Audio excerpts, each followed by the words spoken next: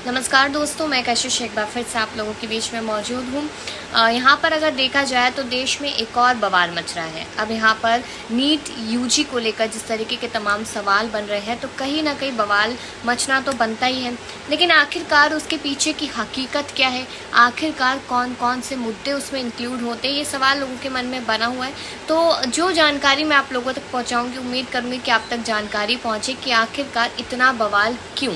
अब यहाँ पर देखा जाए तो साफ तौर पे कहा जा रहा है कि अलग अलग राजनीतिक पार्टियां जो है वो अपनी रोटियां सेकने में लगी, लेकिन मुद्दे क्या है।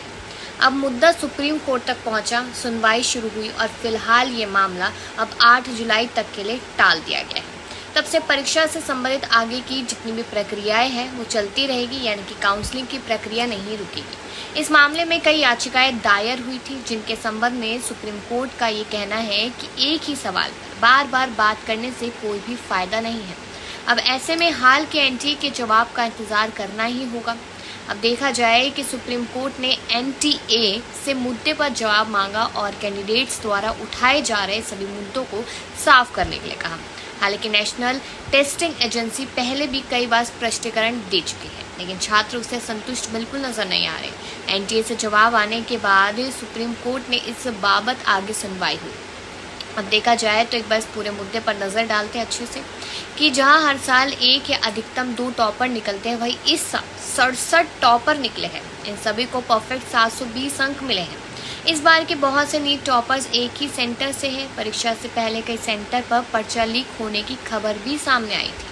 अब कुछ स्टूडेंट का कहना है कि खास सेंटर की स्टूडेंट को ही ग्रेस मार्क्स दिए गए हैं, जबकि पेपर्स लेट कई सेंटर्स पर हुआ।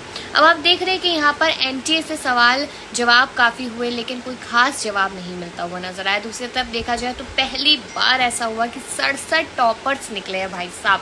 अब दूसरी बात देखी जाए तो यहाँ पर साफ तौर पे किसकी गलती है, क्या बात है असलियत में, उसकी जांच पड़ताल लगातार चल रही है और यहाँ पर एनटीए की बात हो रही है। लेकिन लगातार सोशल मीडिया पर ये बातें कही जा रही कि एनटीए को लोग एनडीए समझ रहे हैं, यानी कि इसको लेकर भी मोदी सरकार पर निशाना साधा जा रहा है। तो उन लोगों को मैं बता दूं कि मोदी सरकार पर निशाना नहीं साधा जा रहा है, एनटीए की बात हो रही है, एनडीए की बात नहीं हो रही। अब देखा जाए तो 2 स्टूडेंट्स ने जिनकी रैंक भी 68 और 59 आई है, ने 718 और 719 अंक पाए हैं। नीट के मार्किंग स्कीम के हिसाब से ये अंक संभव नहीं है।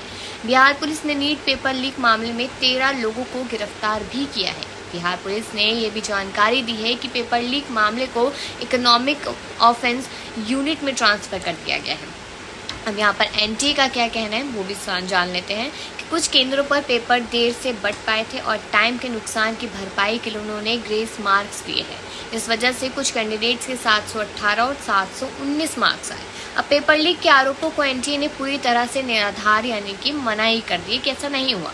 अब एनटीए का ये भी कहना है कि इस मामले की जांच के लिए 4 सदस्यीय टीम भी गठित की गई है। अब यहाँ पर एनटीए लगातार जवाब देता नजर आ रहा है। अगर आप लोगों ने ये जानकारी सुनी है और जिस तरीके से ट्रेंडिंग टॉपिक है, ये ट्रेंड कर रहा है मुद्दा, क्योंकि पहली बार इस तरीके की मार्क्स आए हैं, पहली बार यहाँ पर नीट को लेकर इतना बड़ा बवाल यहाँ पर बनाया गया है, तो आप लोग उस पर अपनी राय कमेंट सेक्शन में ज़रूर दीजिएगा कि आप लोगों को क्या लगता है आखिरकार गलती किसकी। अब आगे देखा जाए तो सदस्यीय टीम गठित तो की जा चुकी है, लेकिन ये मामला केवल 1600 स्टूडेंट्स का नहीं है, ना कि 24 लाख कैंडिडेट्स का। परीक्षा में हुई धांधली को अब पॉलिटिकल रंग भी चढ़ने लगा है। तो पॉलिटिकल अब रंग चढ़ने लगा है तो बात तो हुई। अब कई पार्टियां इस बहस में कूद पड़ी हैं। अब परीक्षा रद्द कर दी जाए या री एग्जाम कराने की मांग उठ रही है।